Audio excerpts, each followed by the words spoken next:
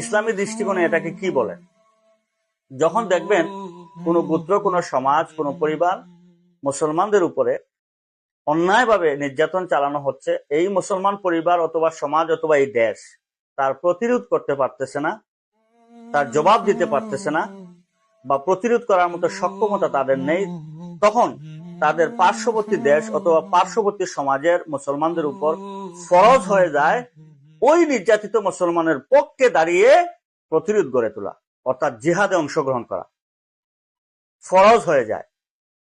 সেক্ষেত্রে আরাকানের মুসলমানদেরকে যেভাবে হত্যা করা হচ্ছে, যুবতী নারীদেরকে যেভাবে ইজ্জত লুণ্ঠন করা হচ্ছে, শিশুদেরকে মারা হচ্ছে, বাস্তুচ্যুত করা হচ্ছে, গড়বাড়িকে পুরানো হচ্ছে, জ্বালিয়ে তছনছ করে দেওয়া হচ্ছে, তাদেরকে জাতিগতভাবে নিধন করা হচ্ছে, অথচ পার্শ্ববর্তী দেশ বাংলাদেশ আমাদের প্রত্যেক মুসলমানের উপরে ফরজ হয়ে গেছে তাদের পক্ষে রণাঙ্গনে জিহাদে অংশগ্রহণ করা। কিন্তু আমরা কি করছি?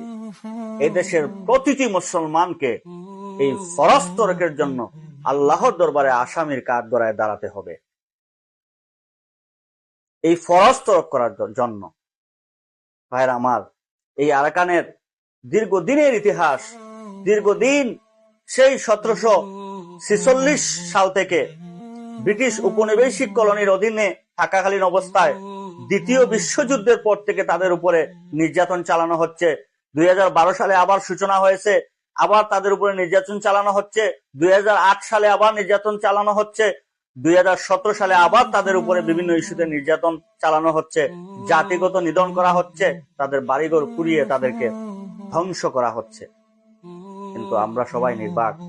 আজকে ফিলিস্তিনে যে অবস্থা হচ্ছে, সারা বিশ্ব এটাকে কাঁপিয়ে দিচ্ছে, অথচ আমার পাশের দেশ, আমার ঘরের কাছে আমার এক ভাই আজকে নির্যাতিত হচ্ছে, আজকে ইজ্জত লুণ্ঠন করা হচ্ছে, তাদের সম্পদ ছিনিয়ে নেওয়া হচ্ছে, তাদেরকে বাস্তুচ্যুত করা হচ্ছে, তাদেরকে দেশ থেকে তাড়িয়ে দেওয়া হচ্ছে, অথচ আমরা কেউই প্রতিবাদ করছি না, কোনো মিছিল মিটিং করছি না, কোনো ধরনের প্রতিক্রিয়া আমাদের নেই, আমাদের অন্তরে কোনো রক্তকরণ হচ্ছে না, আমাদের ইমানের চেতনায় আমরা উজ্জীবিত হচ্ছি না, আমাদের হৃদয় কেঁপে উঠছে না। আমরা হাসরের ময়দানে আল্লাহর দরবারে কি জবাব দেব? কি জবাব দেব আল্লাহর দরবারে? এজন্য প্রস্তুত থাকেন।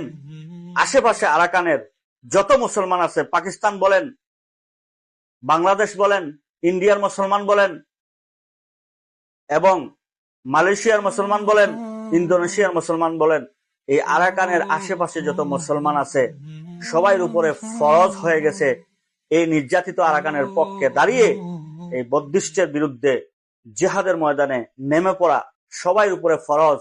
আর এই ফরজ তরক করার কারণে আপনি আমি সবাই আল্লাহর দরবারে হিসাবের সম্মুখীন হতে হবে, আল্লাহর দরবারে তার জবাব দিতে হবে।